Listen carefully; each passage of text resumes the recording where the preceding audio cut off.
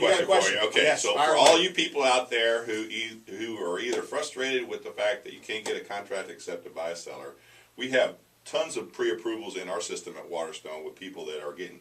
We hear the stories. I missed a bid. They're out there on their fifth bid, whatever the case may be. Or you know somebody, you have a family member or friend is going through this. Okay, we got the #1 agent in Tampa Bay here. So what is the secret to getting an offer? There was an article. There was an article on Trulia. A couple things, right? So I'll tell you. I think first and foremost, hiring the right agency. If you're in Tampa Bay, that would be us. Right. You know, call the Duncan duo. But after that, you want to work with it. And here's a really important thing: not every agent is right for every customer. And if your agent hasn't given you some of this advice, you know, I would cautiously tell you to really drill down and ask them some questions to make sure they're the right agent for you. Maybe they are, maybe they're just not aware of some of these tactics. First and foremost, you may only get one shot. You know, so you get one shot. Don't blow it with a lowball offer. If you really want that home, don't be afraid to go above asking price. And that's one mistake Trulia said, not making your best offer. That's it. So many people think, oh, well, they'll come back to me. Well, no, they won't if they have 15 other offers and cash buyers and hedge funds and investors that want to buy it and close on it in a week. So you're not going to get a second chance to make a first impression. So go with your best offer.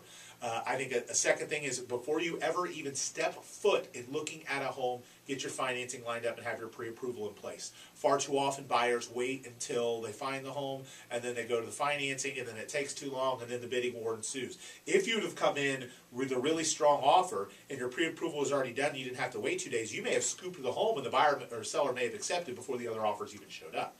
Yeah. Obviously, it's not something we do. We really coach our agents and our sellers on making sure to be patient when those offers show up to allow the market to tell us if we can beat our price with a bidding war type scenario. We obviously want to use that to our sellers' advantage to get the best price possible. But there are some agents out there that are listing agents that are happy to sell one home and don't sell 100 homes a month like us, and they'll move quickly and take an offer from a good solid offer as soon as it comes in, or they won't take the offer. They'll encourage the seller that takes it. I think thirdly, pointing out the strengths of your offer. It isn't just about the price. It's about escrow deposit, closing periods, contingencies, inspection periods. Make it as quick, as clean, as easy, or convenient to the seller. If the seller doesn't want quick, then write in the contract that the seller can pick the closing date. Give the seller the upper hand because, quite frankly, they have it. Whether you want them to or not, the seller has the upper hand. I think fourth, use what you have. We've talked about my ninja secret. No, right. That's not a no income, no job, no asset loan. But my ninja secret of writing a letter to the seller, I think, is very effective. We see it more and more. We see agents doing it on our listings. All of our buyer agents do it. It's standard operating procedure for us. And there's really an art and a science to writing that letter to make your offer more attractive to the seller. Our agents can certainly help kind of guide you down that path. But ultimately, you want to find common ground with the seller. Maybe you know someone that went to school with them. Maybe you notice they're a Florida Gator fan in their house. Maybe you notice that they love 970 WFLA. Whatever it is that you might have recognized in their home, reference that in the letter. Include a picture of your family. If they look like a dog person and you got a dog, include a picture of your dog. Don't put Facebook Live up there and have them watch a video of you cutting your dog's hair.